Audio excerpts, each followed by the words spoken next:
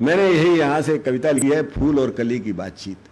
कली उनका प्रतीक है जो सिर्फ अपने लिए जीते हैं, सारी खुशबू सारा रूप अपने में, मकरंद अपने में बंद करके रखते हैं, और फूल जो सब कुछ चमन को लुटा देता है।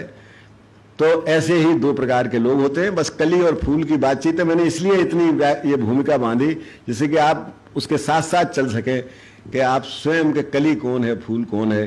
निवेदन करता हूं कि फूल से बोली कली, अब कली छोटी है लेकिन डांट रही है फूल को। फूल से बोली कली, क्यों व्यस्त मुरझाने में है, क्यों व्यस्त मुरझाने में है, फायदा क्या गंध और मकरंद बिखराने में है। तूने अपनी उम्र क्यों वातावरण में घोल दी, अपनी मनमोहक पखुड़ियों की छटा क्यों खोल दी। तू स्वयं को बांटता है जिस घड़ी से तू खिला, किंतु इस उपकार के बदले में तुझको क्या मिला, किंतु इस उपकार के बदले में तुझको क्या मिला। मुझको देखो मेरी सब खुशबू मुझी में बंद है, मुझको देखो मेरी सब खुशबू मुझी में बंद है। मेरी सुंदरता है अक्षय, अनछुआ मकरंद है। मैं किसी लोलुप भ्रमर के जाल में फंसती नहीं, मैं किसी को देखकर रोती नहीं, हंसती नहीं। मेरी छवि संचित जलाशय है, सहज झरना नहीं। मुझको जीवित रहना है, तेरी तरह मरना नहीं। मुझको जीवित रहना है, तेरी तरह मरना नहीं। मैं जब कांटों में पली थी दुनिया तब सोती रही। मैं जब कांटों में, सब स्वार्थी लोग एक दलील देते हैं कि दुनिया ने हमारे लिए क्या किया जो हम दुनिया के लिए किया, देश ने हमारे लिए क्या किया जो हम देश के लिए करें। तो उसने कहा कि मैं जब कांटों में पली थी दुनिया तब सोती रही। मेरी ही क्या ये किसी की भी कभी होती नहीं। ऐसी दुनिया के लिए सौरभ लुटाऊं किस लिए, स्वार्थी समुदाय का मेला लगाऊं किस लिए। फूल का जवाब सुन लीजिएगा, वही कविता का आशय है कि फूल उस नादान की वाचालता पर चुप रहा, फिर स्वयं को देखकर भोली कली से यूं कहा कि जिंदगी सिद्धांत की सीमाओं में बंटती नहीं, ये वो पूंजी है जो व्यय से बढ़ती है घटती नहीं।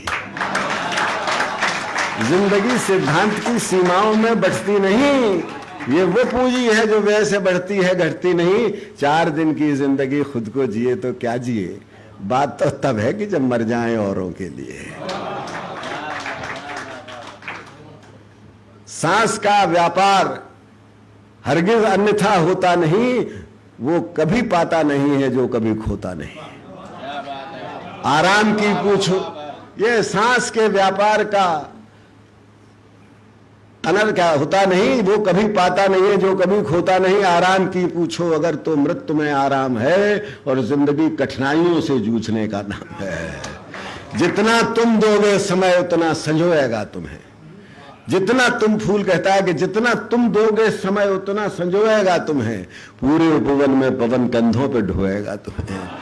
चांदनी अपने दुशाले में सुलाएगी तुम्हें, ओस मुक्ताहार सोते में पहनाएगी तुम्हें। धूप अपनी उंगलियों से गुदगुदाएगी तुम्हें, तितलियों की रेशमी सेहरन जगाएगी तुम्हें, और टूटे मन वाले कलेजे से लगाएंगे तुम्हें, और मंदिरों के देवता सिर पे चढ़ाएंगे। यही इस कविता का आनंद है कि जितना तुम दोगे समय उतना संजोएगा तुम्हें।